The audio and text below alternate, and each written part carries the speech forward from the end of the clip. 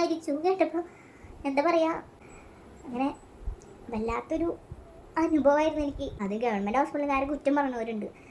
Hi guys, welcome back to my new video. അപ്പോൾ ഇന്നത്തെ എൻ്റെ വീഡിയോ എന്ന് പറഞ്ഞു കഴിഞ്ഞാൽ എൻ്റെ ഡെലിവറി വിശേഷങ്ങൾ ഞാൻ പങ്കുവയ്ക്കാമെന്ന് വിചാരിച്ചു. കുറച്ചായിട്ട് ഞാൻ പോസ്റ്റ് ചെയ്തിട്ടുണ്ടായിരുന്നു, എന്നാൽ പോലും കുറേ കാര്യങ്ങളിൽ പറയാത്തുണ്ടായിരുന്നു. അപ്പോൾ പറയാത്ത കുറച്ച് കാര്യങ്ങൾ കൂടി പങ്കുവയ്ക്കാമെന്ന് വിചാരിച്ചു. അപ്പോൾ എൻ്റെ സെക്കൻഡ് ഡെലിവറി എന്ന് പറഞ്ഞു കഴിഞ്ഞാൽ എൻ്റെ 38 വീക്കിലാണ് എൻ്റെ ഡെലിവറി ഉണ്ടായിരുന്നു കേട്ടോ. അങ്ങനെ ഞാനൊരു 37 വീക്കിൽ ഞാൻ ഡോക്ടറെ അടുത്ത് പോയി. ഡോക്ടർ വരാൻ പറഞ്ഞു PV ചെയ്യാൻ വേണ്ടിയിട്ട്. അങ്ങനെ PV ചെയ്യാൻ പോയി.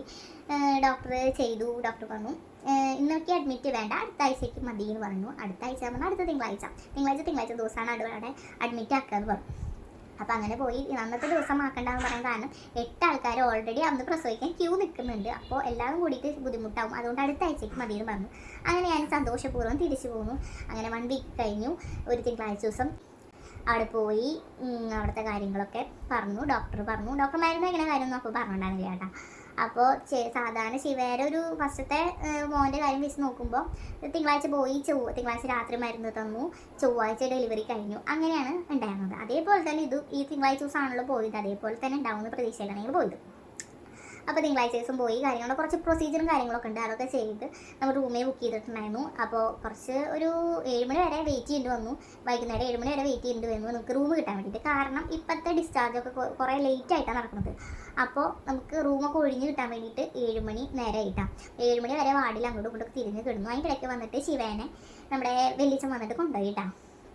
വെല്ലിച്ചൻ വന്ന് കൊണ്ടുപോകാൻ വേണ്ടിയിട്ട്, പക്ഷെ അവൻ കരഞ്ഞു. അങ്ങനെ ചേട്ടനും കൂടിയിട്ട് പോയി വലിയമ്മേരെ അടുത്ത് ആക്കി കൊടുത്തു. അവൻ സേഫായിട്ട് നിർത്തി തിരിച്ച് പോകുന്നു. അങ്ങനെ റൂം കിട്ടുന്ന വരെ ചേട്ടൻ അങ്ങനെ വാർഡിൽ പ്രവേശനം ഇല്ല, ഇടയ്ക്ക് മാത്രമുള്ള പ്രവേശനം. അങ്ങനെ ഇടയ്ക്ക് വന്ന് പോയി അങ്ങനെ നിന്നു, അന്വേഷിച്ചു. അങ്ങനെ റൂം കിട്ടി. നമ്മൾ റൂമിലേക്ക് ഷിഫ്റ്റായി.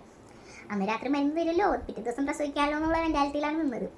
പിന്നെയാണ് അറിയണത് അന്നത്തെ മരുന്ന് അന്നില്ല, സിസേറിയൻ മാത്രമാണെന്നുള്ളൂ. ചൊവ്വാഴ്ച ദിവസം സിസേറിയനാണ്, ചൊവ്വി വെള്ളിയാണ് അവിടെ സിസേറിയൻ നടക്കുക. അപ്പോൾ ചൊവ്വാഴ്ച ദിവസം സിസേറിയൻ മാത്രമേ ഉള്ളൂ. നോർമൽ ഡെലിവറിക്ക് ചാൻസ് ഉള്ളവർക്കൊന്നും അന്ന് മരുന്ന് തരില്ല എന്ന് പറഞ്ഞു. അങ്ങനെ എൻ്റെ ഫസ്റ്റത്തെ നോർമൽ ഡെലിവറി ആയ കാരണം രണ്ടാമത്തെ അങ്ങനെ ആവാൻ ചാൻസ് ഉള്ള കാരണം എനിക്ക് മരുന്ന് തന്നില്ല. അങ്ങനെ ഒരു ദിവസം കഴിഞ്ഞു. ചൊവ്വാഴ്ച രാത്രിയാണ് ഡോക്ടർ മരുന്ന് തരുന്നത്. ചൊവ്വാഴ്ച രാത്രിയാകുമ്പോൾ ഫസ്റ്റ് നമ്മൾ പോയി 2 ടാബ്ലറ്റ് 10 മണിക്ക് അയച്ചു. അത് കഴിഞ്ഞിട്ട് നമ്മൾ 4 മണിക്ക് പോയിട്ട് 2 ടാബ്ലറ്റ് കൂടി വാങ്ങി, അത് കഴിച്ചു. 4:30ക്ക് നമ്മൾ വയറൊക്കെ കഴുകാൻ റൂമിലേക്ക് വന്നു. അങ്ങനെ വയറൊക്കെ കഴുകി കുറച്ച് പേരോട് ഡോക്ടർ 6 മണിക്ക് കയറാൻ പറ്റുന്നു. അതായത് 3 പേർക്കുള്ള സ്പേസാണ് നമ്മുടെ ലേബർ റൂമിലുള്ളൂ. അപ്പം 3 പേർക്ക് സമയം തന്നു 6 മണിക്ക്. പിന്നെ അത് കഴിഞ്ഞിട്ട് വേദന വരുന്നതിനനുസരിച്ച് കയറി വരാം. മരുന്ന് എല്ലാവർക്കും 12 മണിക്ക് 4 മണിക്ക് കൊടുത്തു. അതിൽ വേദന വരുന്നവരനുസരിച്ച് കയറാമെന്ന് പറഞ്ഞു. എനിക്ക് ഫസ്റ്റത്തെ ഡെലിവറിക്ക് എനിക്ക് 4:30 ആകുമ്പോഴേക്കും വാട്ടർ ബ്രേക്ക് ആയിട്ട് എനിക്ക് 6 മണിയാകുമ്പോൾ ഞാൻ ഡയറക്റ്റ് കയറിയിട്ടാണ്. പിന്നെ ഡോക്ടർ PV ചെയ്തതിനനുസരിച്ചിട്ടാണ് ഡോക്ടർ എന്നോട് ഇപ്രാവശ്യം പറഞ്ഞു 6 മണിക്ക് തന്നെ കയറിക്കോന്ന് പറഞ്ഞു. അപ്പോൾ ഡോക്ടർക്ക് അറിയാലോ, അടുത്ത് കണ്ട് നിൽക്കണവരൊക്കെ PV ചെയ്തിട്ടാണ് ഡോക്ടർ പറഞ്ഞത്. അങ്ങനെ PV ചെയ്ത് കഴിഞ്ഞപ്പോൾ എന്നോടും പറഞ്ഞു ഡോക്ടർ 6 മണിക്ക് കയറിക്കോളൂ. വാട്ടർ ബ്രേക്ക് ആയിരുന്നു ശിവയുടെ കാര്യത്തിൽ. ഇതിൽ പിന്നെ വാട്ടർ ബ്രേക്കൊന്നും ആയിട്ടുണ്ടാവില്ല. അപ്പോൾ നമ്മൾ സാവധാനം 6 മണിക്ക് പോകാമെന്ന് വിചാരിച്ചു. അപ്പോൾ 6 മണിക്ക് പോകാൻ വേണ്ടി നിന്നപ്പോഴാണ് നമ്മളോട് 6 മണിക്ക് പറഞ്ഞതിലല്ലാത്ത ഒരു ചേച്ചിക്ക് സെക്കൻഡ് ഡെലിവറിയാണ്, ആ ചേച്ചിക്ക് വേദന ഉണ്ട് എന്ന് പറഞ്ഞത്. അപ്പോൾ ആ ചേച്ചിനെ കയറ്റുമെന്ന് എനിക്ക് മനസ്സിലായി. അപ്പോൾ എനിക്കാണെങ്കിൽ വേദനയും വന്നിട്ടില്ല, വാട്ടർ ബ്രേക്ക് ആയിട്ടില്ല. അപ്പോൾ ഞാൻ കുറച്ച് ലേറ്റ് ആക്കി നിന്ന് ഒരു 6:30 ആകുമ്പോഴാണ് ഞാൻ പോയത്. അപ്പോൾ 6:30 ആകുമ്പോൾ ഞാൻ അതിൻ്റെ ഉള്ളിലേക്ക് കടന്നു. അപ്പോൾ 3 പേര് ഓൾറെഡി അതിൻ്റെ ഉള്ളിലുള്ള കാരണം എനിക്ക് നമ്മുടെ സിറിഞ്ചൊക്കെ ഉണ്ടല്ലോ, ഫസ്റ്റ് വലത് കയ്യിൽ കുത്തി കിട്ടിയില്ല. ആ കുത്തണ് കണ്ടപ്പോഴാണ് മനസ്സിലായത്. ആദ്യത്തെ ഡെലിവറി സമയത്ത് എനിക്ക് നോക്കില്ല. എനിക്ക് ഫസ്റ്റ് ഇപ്പം നല്ല ആദ്യം എനിക്ക് സൂചി സൂചി ഇഞ്ചക്ഷൻ വയ്ക്കുമ്പോൾ തല കറങ്ങിയിരുന്നു. ഇപ്പോഴത്തെ കഴിഞ്ഞ ഡെലിവറി കഴിഞ്ഞോട് കൂടിയിട്ടാണ് അതൊന്നും കുറഞ്ഞത്. അപ്പോൾ അതിന് ശേഷം എനിക്ക് തല കറങ്ങാനും ഞാൻ സൂചി വയ്ക്കുമ്പോൾ എൻ്റെ കൈക്ക് നോക്കുകയില്ല, തീരെ നോക്കില്ല. അപ്പോൾ ഇപ്രാവശ്യം ഞാൻ സൂചി നോക്കിയപ്പോഴാണ് കണ്ടത് ഇത് ഇത്രയും പോകുന്നൊരു സാധനമാണ് നമ്മുടെ ഈ കൈ കൂടെ കയറ്റുന്നത്. അത് സൂചിയല്ല കേട്ടോ, സൂചിയല്ല, വേറെ എന്തോ ഒരു സംഭവം. എനിക്കത് പറയാറില്ല. അത് ഇത്രയും പോകുന്നൊരു സാധനമാണ് നമ്മുടെ ഈ കയ്യിൽ കുത്തി കയറ്റുന്നത് മനസ്സിലായിട്ടാണ്.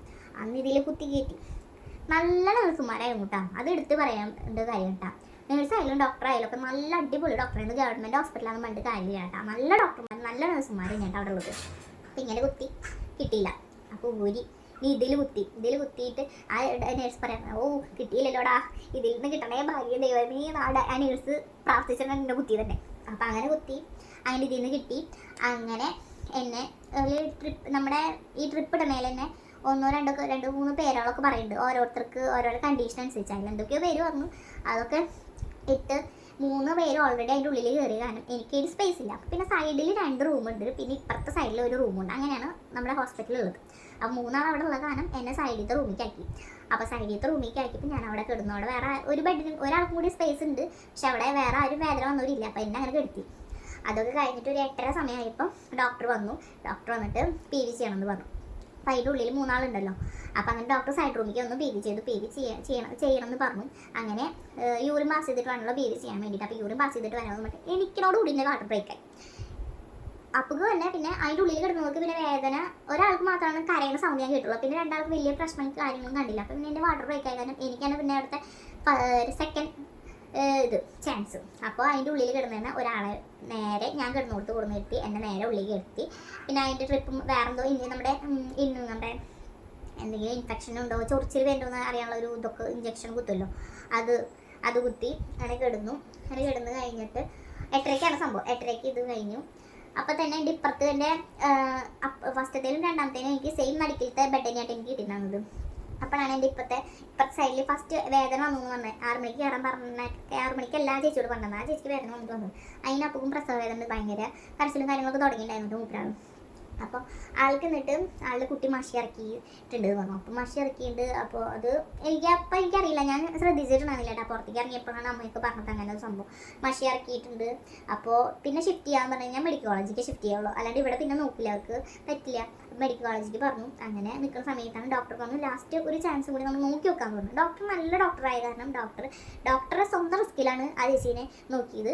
സേഫായിട്ട് വലിയ പ്രശ്നങ്ങളോ ഒരു കുഴപ്പമില്ലാണ്ട് ബേബി വന്നു കേട്ടോ. ആ ചേച്ചിക്ക് കുഴപ്പമൊന്നും ഉണ്ടായിരുന്നില്ല. ആ ചേച്ചിയാണ് പിന്നെ കരഞ്ഞത്. അപ്പോൾ അങ്ങനെ ആ ചേച്ചിയുടെ ഡെലിവറി 8:30 കഴിഞ്ഞു.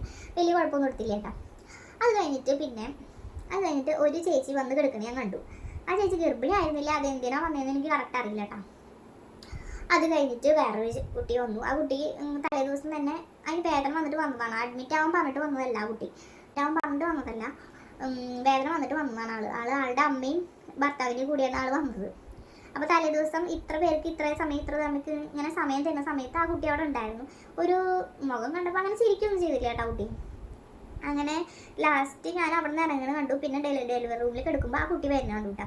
ആ കുട്ടി സാധാരണ നമ്മൾ ലേബർ റൂമിൽ കിടക്കുമ്പോൾ എല്ലാവരും വെള്ളം വെള്ളിട്ടിട്ട് വരിക. ഈ കുട്ടിക്ക് PV ചെയ്യാൻ വേണ്ടിയിട്ട് ഡോക്ടർ വരുത്തിയതാണെന്ന് തോന്നുന്നു. ആ കുട്ടി നമ്മുടെ സാധാ ഡ്രസ്സ് ഇട്ടിട്ടാണ് വന്നത്. അപ്പോൾ ചെയ്യാൻ വരുന്ന സമയത്ത് കുട്ടി PV ചെയ്യുന്ന സമയത്ത് യൂറിൻ പാസ് ചെയ്യേണ്ട വന്നത്. അപ്പോൾ ഡോക്ടർ എന്നിട്ട് പറഞ്ഞു യൂറിൻ പാസ് ചെയ്യേണ്ട വന്നത് വേണ്ടിയിട്ട് പോകണം കണ്ടു. പിന്നെ ഞാൻ കുട്ടി തിരിച്ച് യൂറിൻ പാസ് ചെയ്ത് വന്ന് കിടക്കണമെന്ന് ഞാൻ കണ്ടിട്ടില്ല. ഞാൻ ഒന്നാമത്തെ നമ്മളെ പോലെ തന്നെ പ്രസവവേദന എടുത്തിട്ട് അവിടെ ഇവിടെ കിടക്കണവരാണ് അപ്പുറം ഇപ്പുറമൊക്കെ. അവർ നമ്മൾ ഡെലിവറി റൂമിൽ കിടക്കുമ്പോൾ നമ്മൾ ടിപ്പ് ടോപ്പായി കിടക്കില്ല. നമ്മൾ ഡ്രസ്സ് അങ്ങോട്ട് കൊടുക്കും മാറിയിട്ടേ കിടക്കുള്ളൂ. അതുകൊണ്ട് തന്നെ നമ്മളെ ഒരാൾ അങ്ങനെ നോക്കരുതെന്ന് നമ്മൾ ആഗ്രഹിക്കുന്ന പോലെ അപ്പുറത്ത് കിടക്കുന്ന ഒരാളെയും നോക്കരുത് തന്നെ അവർ ആഗ്രഹിക്കും. അതുകൊണ്ട് ഞാൻ അപ്പുറം കിടക്കുന്ന ആൾക്കാരെ നോക്കാറേ ഇല്ല കേട്ടോ. അങ്ങനെ നമ്മൾ അപ്പുറത്ത് കിടക്കുക. പിന്നെ കുട്ടി വന്ന് കിടന്നൊന്നും ഞാൻ അറിഞ്ഞിട്ടില്ല. അപ്പം പിന്നെ കുറേ കഴിഞ്ഞപ്പോൾ ആൾക്കാർ ഡോക്ടറൊക്കെ ഓടി വന്ന് കണ്ട്. ആകെ ലേബർ റൂമിൽ ഫുള്ള് ആൾക്കാർ പറഞ്ഞപ്പോഴാണ് എന്താ ഉണ്ടാവണമെന്ന് നമുക്ക് അറിയില്ല. ഞാൻ നോക്കണേ ഇല്ല. ഫസ്റ്റത്തെ ആ ചേച്ചി ഡെലിവറി സമയം അടുത്തപ്പോൾ അറ്റൻഡൻറ്റ് വന്നിട്ട് എന്നോട് പറഞ്ഞു തിരിഞ്ഞ് കിടന്നോളൂ എന്ന് പറഞ്ഞു. നമ്മൾ റൈറ്റ് സൈഡിൽ ലെഫ്റ്റ് സൈഡിൽ കിടക്കുക. അപ്പോൾ ആ കുട്ടി ഡെലിവറി എടുത്തപ്പോൾ എന്നോട് പറഞ്ഞു അങ്ങോട്ട് തിരിഞ്ഞു കൊടുത്തു പറഞ്ഞപ്പോൾ ഞാൻ തിരിഞ്ഞു വന്നു. പിന്നെ കുറച്ച് കഴിഞ്ഞപ്പോഴാണ് ഞാൻ ഇങ്ങോട്ട് തിരിഞ്ഞു വന്നത്.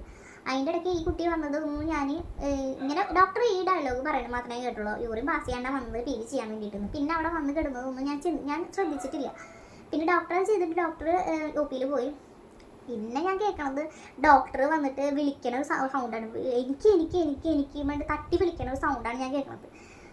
അപ്പോഴേക്കും എൻ്റെ ഇപ്പുറം ലെഫ്റ്റ് സൈഡിലാണ് ആ കുട്ടിയുടെ ബെഡ്. ലെഫ്റ്റ് സൈഡിൽ നിറച്ച ആൾക്കാരായി.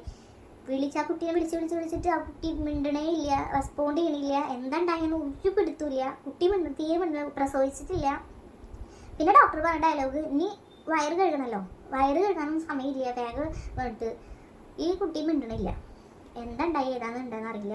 അത്രയാ ഓക്സിജൻ സിലിണ്ടർ കൊണ്ടുവരിക അവിടുന്ന്. എനിക്ക് പറഞ്ഞു കഴിഞ്ഞാൽ അതിൻ്റെ ഉള്ളിൽ നടക്കുന്ന കാര്യങ്ങൾ അറിയാം. പുറത്ത് നിൽക്കുന്ന ആൾക്കാരുണ്ടല്ലോ, പുറത്ത് നിൽക്കുന്ന ആൾക്കാർക്ക് ഇത് ആർക്കാണ്ടായിന്ന് ഒരു പിടുത്തമുണ്ടാവില്ല. നമ്മൾ 4 പേരാണ് നിലവിലുള്ളത്. 3 ആൾ ഉള്ളിലും 1 ആൾ പുറത്തും. ആർക്കായി സംഭവം ഉണ്ടാവണമെന്ന് ഒരു ഐഡിയ ഇല്ല പുറത്ത് നിൽക്കണവര്. എൻ്റെ അമ്മയും എൻ്റെ ചേട്ടനൊക്കെ പേടിച്ച് ഒരു വിത്തായിട്ടുണ്ടെന്ന് പറയണം. ആർക്കായാലും ഒന്നും സംഭവിക്കാതിരിക്കട്ടെ, എന്നാലും ആർക്കാന്ന് അറിയണ്ടേ.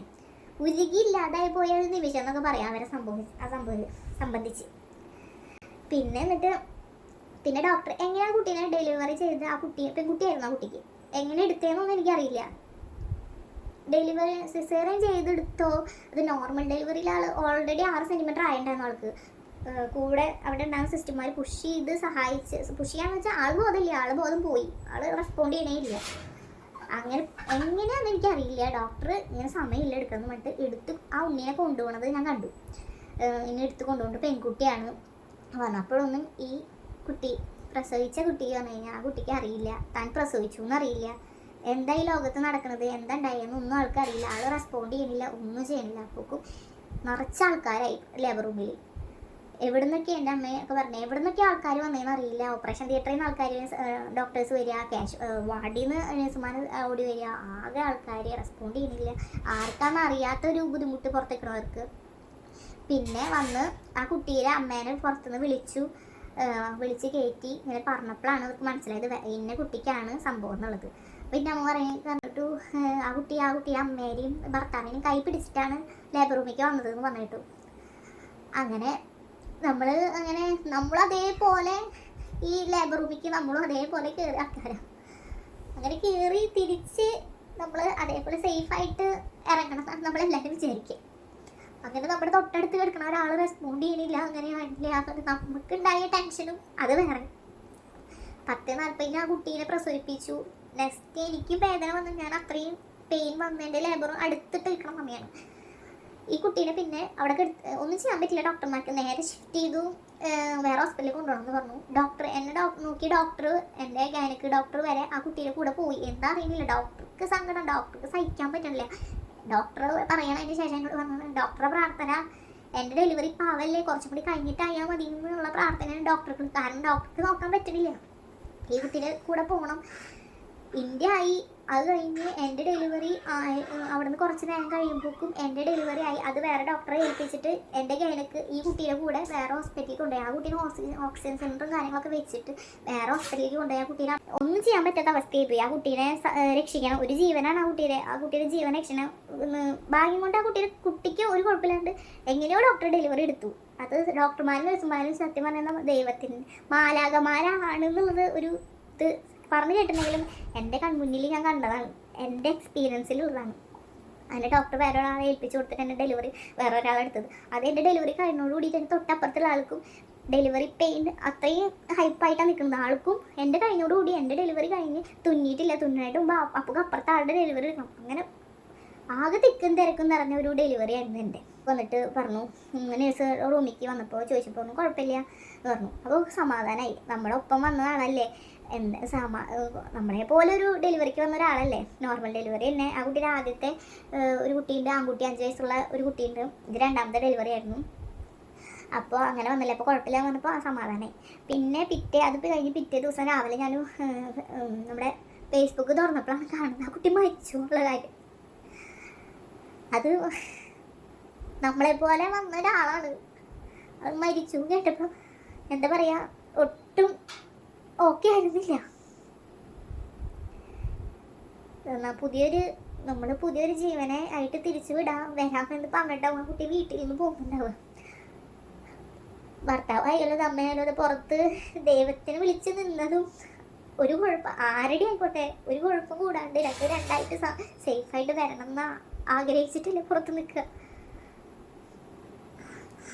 അപ്പോഴാണ് അത് കഴിഞ്ഞപ്പോഴാണ് ആ കുട്ടി ഒരു നേഴ്സ് വന്ന് അറിഞ്ഞപ്പോഴാണ് ഒരു നേഴ്സ് വന്ന് പറഞ്ഞത് ഇല്ല പ്രസവം എന്ന് പറഞ്ഞ ചില്ലറ കാര്യമൊന്നുമല്ല എന്ന് പറഞ്ഞത്. എന്നിട്ട് അതിന് കമൻറ്റിൽ താഴെ ഗവൺമെൻറ് ഹോസ്പിറ്റലിൽ കാണിച്ചു, നേരെ വേറെ സ്വകാര്യ ആശുപത്രിക്ക് കൊണ്ടുപോയി, അവിടുന്ന് വേറെ സ്വകാര്യ ആശുപത്രിക്ക് കൊണ്ടുപോയി എന്നൊക്കെ പറഞ്ഞു. നമ്മുടെ ഗവൺമെൻറ് ഹോസ്പിറ്റലിൽ മാത്രമേ പേരുണ്ടാവുള്ളൂ. ഈ താഴെ വന്ന കമൻറ്റുകൾ കണ്ടപ്പോൾ ഞാൻ ഞെട്ടിപ്പോയി. കാരണം എൻ്റെ തൊട്ടടുത്ത് കിടന്നുണ്ടായ സംഭവമാണ്, എനിക്കറിയണ സംഭവമാണ്. അതിന് കമൻറ്റിൽ നമ്മുടെ ഗവൺമെൻറ് ഹോസ്പിറ്റലുകാരെ കുറ്റം പറയുന്നവരുണ്ട്, കുറേ പേരുണ്ടായിരുന്നു. അതേപോലെ തന്നെ ആ കുട്ടിക്ക് എന്താ പറയുക ബ്ലീഡിങ് ആയതാണെന്ന് പറഞ്ഞു. സത്യം പറഞ്ഞാൽ ആ കുട്ടിക്ക് ബ്ലീഡിങ് ആയതല്ല, ആ കുട്ടിയുടെ ഡെലിവറി കഴിഞ്ഞിട്ടില്ല ബ്ലീഡിങ് ആവാൻ വേണ്ടിയിട്ട്, അതിന് മുമ്പെയാണ്, ഡെലിവറിക്കൊക്കെ മുമ്പാണ്. ആ ഡോക്ടറുടെ ഒരു എഫേർട്ട് കാരണമാണ് ആ കുട്ടിയുടെ കുഞ്ഞെങ്കിലും പുറത്തേക്ക് വന്നത്. അത്രയും കഷ്ടപ്പെട്ട് അത്രയും ഒരു കുട്ടിക്ക് ബോധമില്ലാണ്ട് കിടക്കണ ഒരു അമ്മയിൽ നിന്ന് ഒരു കുട്ടീനെ വേർതിരിച്ചെടുക്കാൻ വെച്ച് കഴിഞ്ഞാൽ വളരെ പ്രയാസമാണ്. നോർമൽ ഡെലിവറിയിൽ സിസേറിയൻ ആണെങ്കിൽ കുഴപ്പമില്ല, ഒരു മയക്കത്തിലാണല്ലോ ചെയ്യുക. നോർമലായിട്ട് പുഷ് ചെയ്തിട്ട് വേണം ഒരു ആവ പുറത്തേക്ക് വരാൻ. അങ്ങനെ പുഷ് ചെയ്യാൻ ആ കുട്ടീൻ്റെ അമ്മ പറഞ്ഞാൽ ആ കുട്ടിക്ക് ബോധമില്ലാണ്ട് കിടക്കുമ്പോൾ കുട്ടീനെ പുറത്തേക്ക് എടുക്കാന്ന് വെച്ചാൽ സിമ്പിളായൊരു കാര്യമില്ല. ഗവൺമെൻറ് ഹോസ്പിറ്റലുകാർ വന്നല്ല, ആ ഡോക്ടറെ ഒറ്റൊരു ഇത് കാരണം ആ കുട്ടീനെ കുഞ്ഞിനെങ്കിലും കിട്ടിയിട്ടുണ്ടാവും അവർക്ക്, അല്ലെങ്കിൽ 2 ജീവനും പോയിട്ടുണ്ടാവും. അത്രയും എഫേർട്ട് എടുത്തിട്ടുണ്ട് ആ ഡോക്ടർ വന്ന് ആ കുട്ടീനെ രക്ഷപ്പെടുത്തിയെടുക്കാൻ വേണ്ടിയിട്ട്. ഇവിടുന്ന് ഈ സമയത്തൊന്നും ആ കുട്ടിയുടെ അമ്മ മരിച്ചിട്ടില്ല. ഇപ്പോൾ ഡെലിവറിക്കൊക്കെ വന്ന ആ കുട്ടി മരിച്ചിട്ടില്ല. അവിടുന്ന് പിറ്റേ ദിവസം, അതായത് പിറ്റേ ദിവസമാണ് ഞാൻ അറിയണത്. അതിൻ്റെ പിറ്റേ ദിവസം രാത്രിയോ വൈകുന്നേരം കൊണ്ടാണ് മരിക്കുന്നത്. ഇവിടുന്ന് കൊണ്ടുപോകുമ്പോൾ ആ കുട്ടി ബോധമില്ല എന്ന് മാത്രം, മരിച്ചിട്ടില്ല. ആയിട്ട് മുമ്പേ ആയിട്ട് ആ കുട്ടി അയ്യോ എന്നാ അമ്മേന്നാ അങ്ങനെ ഇത് വിളിച്ചിട്ടാണ് ആ കുട്ടീൻ്റെ ബോധം പോയി എന്നാണ് ഡോക്ടർ പറഞ്ഞത്. ഞാൻ അടുത്ത് കിടക്കുന്നുണ്ടെങ്കിലും എനിക്ക് ഡെലിവറി പെയിൻ അത്രയും അടുത്തിട്ട് നിൽക്കുന്ന സമയം കാരണം എനിക്ക് ആ കുട്ടീനെ ഞാൻ ശ്രദ്ധിച്ചിട്ടില്ല. ഡോക്ടർ വന്ന് ആ കുട്ടീൻ്റെ പേര് വിളിക്കുമ്പോൾ മാത്രമാണ് ഞാൻ നോക്കുന്നത് തന്നെ. അടുത്ത് കിടക്കേണ്ടത് പറഞ്ഞിട്ട് കാര്യമില്ല, നമുക്ക് വേദന എടുത്ത് പെടയുമ്പോൾ നമുക്ക് ആരെയും നോക്കാൻ പറ്റില്ല. അങ്ങനെ എത്രയോ സ്റ്റുഡൻസ് ഉണ്ടായിരുന്നു അന്ന് ഹോസ്പിറ്റലിൽ പഠിക്കാൻ വന്ന കുട്ടികളുണ്ടായിരുന്നു. ആ കുട്ടികളും ഒക്കെ എല്ലാവരും അവിടെ ഉണ്ടായിരുന്നു. എല്ലാവരും പേടിച്ചു. തൊട്ടടുത്ത് കിടന്ന കാരണം ഡോക്ടർക്കും അതെ, ഡോക്ടറിനെ കാണാൻ വന്നപ്പോൾ ജിതി ആവൂലേ ഏറ്റവും കൂടുതൽ പേടിച്ചിട്ടുണ്ടാവുക ഡോക്ടറിനോട് ചോദിച്ചു. അങ്ങനെ വല്ലാത്തൊരു അനുഭവമായിരുന്നു എനിക്ക് ഈ ഡെലിവറി സമയത്തുണ്ടായിരുന്നത്. അത് കഴിഞ്ഞിട്ട് പുറത്ത് നിൽക്കണവർക്ക്, എൻ്റെ ഡെലിവറി കഴിഞ്ഞാൽ അത് പുറത്ത് നിൽക്കണവർക്ക് എന്നെ കണ്ടാലും പിന്നെ സമാധാനമുള്ളവർക്ക്, ഡെലിവറി കഴിഞ്ഞ് പുറത്തേക്ക് ആക്കി അപ്പം തന്നെ ചേട്ടനെ എനിക്ക് പെർമിഷൻ നേടി ചേട്ടനെ സൈഡ് റൂമിലേക്ക് കയറി എന്നെ വന്ന് കണ്ടു. ഓക്കെ അല്ലേ എന്ന് മനസ്സിലാവണ്ടേ, ഇത്രയൊക്കെ അവർ കണ്ടതാണ്. നമ്മൾ ഉള്ളിൽ കിടക്കുന്നവർക്ക് അറിയില്ല, പുറത്ത് നടക്കുന്നവരെ വിഷമം. നമുക്കത് ഉള്ളിൽ നമുക്കെല്ലാം ഉണ്ടാവണത് വേറൊരാൾക്ക് ഉണ്ടാവണത്, ആർക്കായാലും വേറൊരാൾക്ക് ഉണ്ടാവണമെന്ന് നമുക്കറിയാം, പുറത്ത് നിൽക്കുന്നവർക്ക് അറിയില്ലേ. അത്യാവശ്യം അവിടുത്തെ ചേച്ചിയോട് പറഞ്ഞിട്ട് ഓടി വന്നിട്ട് എന്നെ കണ്ടു. അമ്മയ്ക്ക് പിന്നെ അകത്ത് കയറാം, ചേച്ചിക്ക് അകത്ത് കയറായിരുന്നു. അങ്ങനെ ചേട്ടൻ വന്ന് സൈഡ് റൂമിൽ വന്നിട്ട് കണ്ടിട്ട് പോയി. അമ്മ പിന്നെ അകത്ത് ഭക്ഷണം തരാൻ വേണ്ടി കയറിയിട്ടുണ്ടായിരുന്നു. അങ്ങനെ അമ്മ കണ്ടു. പിന്നെ എനിക്ക് ഫസ്റ്റത്തെ ഡെലിവറിയുടെ എക്സ്പീരിയൻസ് വെച്ചിട്ട് അധികം നേരം അവിടെ കിടന്നു കഴിഞ്ഞാൽ നമ്മൾ വിടില്ല എന്നറിയാം, യൂറിൻ പാസ് ചെയ്താലേ വിട്ടുള്ളൂ എന്നറിയാം. അതുകൊണ്ട് തന്നെ ഞാൻ എങ്ങനെയെങ്കിലുമൊക്കെ യൂറിൻ പാസ് ചെയ്ത് വേഗം പുറത്തേക്ക് കിടക്കാൻ നോക്കി. കാരണം നമ്മൾ അതിൻ്റെ ഉള്ളിൽ കിടന്നുള്ള നമ്മുടെ അതിൻ്റെ ഉള്ളിലത്തെ അന്തരീക്ഷം വെപ്രാളം ഒന്നും നമുക്ക് സഹിക്കാൻ പറ്റുന്നതിൻ്റെ ഉപരിയായിരുന്നു. കാര്യം പറഞ്ഞാൽ കുറേ എൻ്റെ ഡെലിവറി അടുത്ത കാരണം എനിക്ക് അത്രത്തോളം അതിൽ കോൺസെൻട്രേറ്റ് ചെയ്യാൻ പറ്റിയില്ല. അപ്പുറത്ത് കിടക്കുന്ന ഒരാളുടെ ജീവൻ പോണ ഒരു സംഭവമാണെന്നൊന്നും കോൺസെൻട്രേറ്റ് ചെയ്യാൻ പറ്റിയില്ല. ഡോക്ടർ വന്ന് വിളിച്ചപ്പോഴും പിന്നെ അവിടുന്ന് ഷിഫ്റ്റ് ചെയ്യുമ്പോഴൊക്കെ എന്നെ സ്പേസ് ഇല്ല, പിന്നെ എന്നെ നീക്കി കെടുത്തിയിട്ട് എൻ്റെ ടേബിൾ നീക്കി കെടുത്തിയിട്ട് വേറൊരു ടേബിൾ കൊണ്ടുവന്നിട്ടാണ് ആ കുട്ടീനെ കയറ്റി ആംബുലൻസിൽ കയറ്റി കൊണ്ടുപോകുന്നത്. എനിക്കപ്പോൾ അത് പോയിട്ട് അവിടുന്ന് ഒരു 10-20 മിനിറ്റ് കഴിഞ്ഞതിൻ്റെ ഉള്ളിൽ എൻ്റെ ഡെലിവറിയാണ്. അപ്പോൾ എനിക്കും ആ വേദന ഉള്ള കാരണം എനിക്കത് ശ്രദ്ധിക്കാൻ സത്യം പറഞ്ഞാൽ പറ്റിയില്ല. അത് ആ വേദന ഇല്ലാണ്ട് ഞാൻ ഇരിക്കുകയാണെങ്കിൽ എനിക്ക് ചിന്തിക്കാൻ പറ്റണില്ല. ഞാൻ വേദനയിലായ കാരണം ശരിക്കും ശ്രദ്ധിച്ച് നോക്കാനും എനിക്ക് പറ്റിയില്ല. അതല്ലെങ്കിൽ ഞാൻ സത്യം പറഞ്ഞു കഴിഞ്ഞാൽ ഇവിടെ മൈൻഡ് മൊത്തം പോയി കിട്ടിയത്, ടെൻഷൻ അടിച്ചിട്ട് സത്യം പറഞ്ഞാൽ പണ്ടാറടങ്ങിയിരുന്നു. അങ്ങനെ ഒരു വല്ലാത്തൊരു ഡെലിവറി സ്റ്റോറി ആയിരുന്നു ഇത്തവണ എനിക്കുണ്ടായിരുന്നത്. എന്തായാലും 1 മന്ത് കഴിഞ്ഞു. ആ കുട്ടീൻ്റെ ആത്മാവിന് എന്തായാലും ശാന്തി ലഭിക്കട്ടെ എന്ന് വെച്ചിട്ട് സ്വന്തം പ്രസവിച്ച കുട്ടീനെ അത്രയും 10 മാസം ഇല്ലല്ലോ ഇപ്പോൾ ഡെലിവറി, 10 മാസത്തിൻ്റെ ഉള്ളിൽ വരെ ചുമന്ന് കുട്ടീനെ ഒന്ന് കാണാൻ പറ്റിയില്ല എൻ്റെ അമ്മയ്ക്ക്. അതിനൊരു പാൽ കൊടുക്കാൻ പറ്റിയില്ല. അങ്ങനെയൊക്കെ ആലോചിക്കുമ്പോഴാണ് നമുക്ക് ഭയങ്കര വിഷമം വരിക. മൂത്തൊരു കുട്ടിയുണ്ട്, അതിനൊരു 5 വയസ്സായിട്ടുള്ളൂ. അതിൻ്റെ അമ്മേനെ കാര്യങ്ങളൊക്കെ അറിയുന്ന ഒരു സമയമാണ്. എൻ്റെ ഭർത്താവിൻ്റെ കാര്യമായിക്കോട്ടെ അമ്മേൻ്റെ കാര്യമായിക്കോട്ടെ അതൊന്നും നമുക്ക് ചിന്തിക്കാൻ പോലും പറ്റില്ല. എന്തായാലും ആ കുട്ടിയുടെ ആത്മാവിന് ശാന്തി ലഭിക്കട്ടെ പ്രാർത്ഥിക്കാം. ഈ സംഭവം ഡെലിവറി റൂമിലുണ്ടെങ്കിലും ആ കുട്ടി രക്ഷപ്പെടും എന്നാണ് ഞാൻ വിചാരിച്ചത്. എന്തെങ്കിലും ഒരു കാരണം കൊണ്ട് ആ കുട്ടിയുടെ ബോധം ഒന്ന് പോയതാണെന്ന് ഞാൻ വിചാരിച്ചത്. ഞാൻ ആ കുട്ടി മരിക്കുന്ന ഒരു ഇത് വരുന്നു ഞാൻ ചിന്തിച്ചിട്ടില്ല. എനിക്ക് അങ്ങനെ പോയിട്ടുമില്ല. പിന്നെ വേറൊരു കാര്യം വെച്ച് കഴിഞ്ഞാൽ എൻ്റെ ആദ്യത്തെ ഡെലിവറി സമയത്താണ് ഇങ്ങനത്തെ ഒരു സംഭവം ഉണ്ടാവണമെന്ന് വെച്ച് കഴിഞ്ഞാൽ എനിക്ക് രണ്ടാമത്തെ ഒരു ഡെലിവറി എനിക്ക് ചിന്തിക്കാൻ പോലും പറ്റില്ല. നമുക്ക് ഒരിക്കലും നമുക്കത് അങ്ങോട്ട് പോകാനോ ഒന്നിനും നമുക്ക് പറ്റില്ല. നമുക്ക് മെൻ്റലി ഇല്ല, ഒന്നുമില്ല. ഇപ്പോഴും എനിക്ക് ആ കുട്ടിയുടെ കാര്യം ആലോചിക്കുമ്പോൾ പലപ്പോഴും ഞാൻ പല രാത്രികളിലും ആ കുട്ടിയുടെ കാര്യം ആലോചിക്കാറുണ്ട്, ആ കുഞ്ഞിൻ്റെ കാര്യം ആലോചിക്കാറുണ്ട്. ഇപ്പം ജനിച്ച കുട്ടിയായിക്കോട്ടെ, അതിൻ്റെ മൂത്ത കുട്ടിയായിക്കോട്ടെ, അവരുടെ ഫാമിലി ആയിക്കോട്ടെ, ഞാൻ ആലോചിക്കാറുണ്ട് എങ്ങനെ അവർക്ക് അതൊക്കെ സർവൈവ് ചെയ്യാൻ പറ്റുമെന്ന് ഞാൻ ആലോചിക്കാറുണ്ട്. ആ കുഞ്ഞു കുട്ടി അതിന് കുഞ്ഞു കുട്ടിയല്ലേ പാല് കുടിക്കുന്ന കാര്യത്തിലാണ് ഏറ്റവും ബുദ്ധിമുട്ടുണ്ടാവുക. ചെറിയ കുട്ടിയാകുമ്പോൾ അതിനെ വളർത്തിയ ഒരു ഇത് വരെ എത്തിക്കണ വരെ വളരെ ബുദ്ധിമുട്ടുള്ള കാര്യം തന്നെയാണ്. പാല് കൊടുക്കാനത് ഒരു തുള്ളി പാല് പോലും കൊടുക്കാൻ പറ്റിയിട്ടില്ല അമ്മയ്ക്ക്. അതൊക്കെ ആലോചിക്കുമ്പോൾ എന്താ പറയുക, നമുക്കത് ചിന്തിക്കാൻ പോലും പറ്റില്ല. അതുകൊണ്ട് തന്നെ പല രാത്രികളിൽ ഞാൻ ആലോചിക്കുന്ന ഒരു കാര്യമാണ്, എങ്ങനെ ആ കുട്ടി അവരൊക്കെ ഇപ്പം എങ്ങനെയാകുമ്പോൾ അതൊക്കെ സർവൈവ് ചെയ്ത് പോകുന്നുണ്ടാവുക, എങ്ങനെയാകുമ്പോൾ അവർ ജീവിക്കുന്നുണ്ടാവുക എന്ന് ഞാൻ ആലോചിക്കാറുണ്ട് കേട്ടോ. എൻ്റെ അതേ സെയിം ഏജാണ് ആ കുട്ടിക്ക്. എന്താ പറയുക, വല്ലാത്തൊരു അനുഭവമായി പോയി എനിക്കത്. ഒരിക്കലും ഇനി അതന്നെ, ഒരിക്കലും ആദ്യത്തെ ഡെലിവറി സമയത്ത് ഉണ്ടാകുന്ന വെച്ചാൽ ഒരിക്കലും രണ്ടാമത്തെ ഒരു ഡെലിവറിക്ക് വേണ്ടി എനിക്ക് പോകാനോ എനിക്ക് പറ്റില്ല, ഒരിക്കലും പറ്റില്ല എനിക്ക്.